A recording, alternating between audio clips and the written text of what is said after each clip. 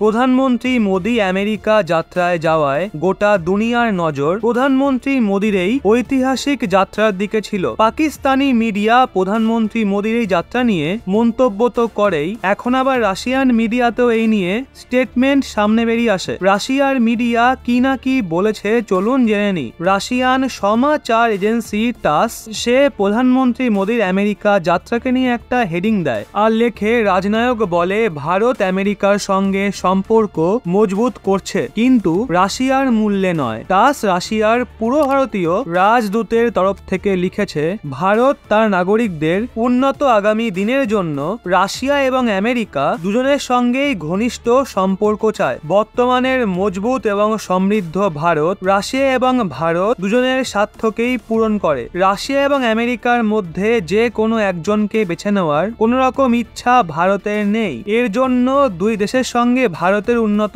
সম্পর্ককে America Russia কারোর দৃষ্টিভঙ্গি থেকেই দেখা উচিত নয়। এরপর রাশিয়ার আরো এক বিখ্যাত নিউজ এজেন্সি স্পুতনিক প্রধানমন্ত্রী মোদীকে নিয়ে লেখেন, মোদীর আমেরিকা যাত্রা আর্থিক উন্নতি এবং স্বতন্ত্র কূটনীতির খোঁজ। স্পুতনিক এই যাত্রা নিয়ে লিখেছে, ভারতের প্রধানমন্ত্রী নরেন্দ্র মোদীর আমেরিকা যাত্রার সময় দুই দেশের মাঝে দ্বিপাক্ষিক সহযোগের সাথে G20, কোয়াড এবং IPF এর মতো বহুপাক্ষিক মঞ্চকে নিয়ে আলোচনা হয়েছে। ওয়েবসাইটে বলা হয়েছে, আমেরিকা তরফ থেকে ভারতের ওপর নিজের ইচ্ছা শক্তি চাপানো সম্ভব নয়। আমেরিকা বিগত 50 বছর ধরে ভারতকে প্রভাবিত করার চেষ্টা করছে আর তারা প্রত্যেকবার এতে অসফল হয়েছে। এছাড়া রাশিয়ার আরো একটা সংবাদ মাধ্যম রাশিয়া টুডে সেও প্রধানমন্ত্রী মোদীর আমেরিকা যাত্রা নিয়ে মন্তব্য পেশ করে। তারা বলে, প্রধানমন্ত্রী মোদীর প্রথম আমেরিকা রাজকীয় যাত্রা থেকে কি আর আশা করা যেতে পারে। তাদের ওয়েবসাইটে লেখা আছে,